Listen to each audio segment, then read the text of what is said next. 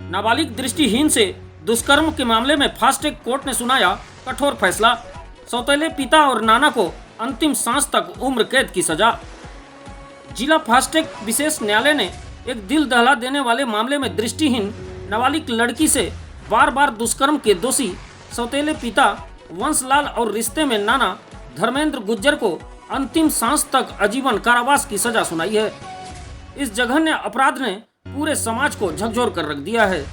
प्राप्त जानकारी के मुताबिक जिला एवं अपर सत्र न्यायाधीश आनंद प्रकाश वारियाल की अदालत ने सौतेले पिता वंशलाल को 2022 से 2024 तक नाबालिग के साथ दुष्कर्म का दोषी पाते हुए पॉक्सो एक्ट की धारा 6 के तहत आजीवन कारावास और 1000 रुपये जुर्माने की सजा सुनाई है। वहीं रिश्ते में नाना धर्मेंद्र गुज्जर ने 9 जुलाई 2024 को नाबालिग की दिव्यांगता का फायदा उठाकर उसके साथ दुष्कर्म किया था। उसे भी पॉक्सो एक्ट की धारा 6 और धारा 127 बीएनएस के तहत अंतिम सांस तक आजीवन कारावास और 1000 रुपये जुर्माना, साथ ही धारा 127 बीएनएस के तहत 1 वर्ष का कठोर कारावास और 500 रुपये अतिरिक्त जुर्माने की सजा दी गई है।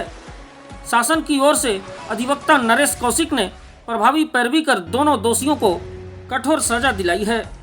बहरहाल न्यायालय का यह फैसला समाज में एक सशक्त संदेश देता है कि मासूमों और असहाय लोगों के खिलाफ अपराध करने वालों को किसी भी सूरत में बख्शा नहीं जाएगा, खासकर तब जब अपराधी परिवार के संरक्षक ही भूमिका में हो।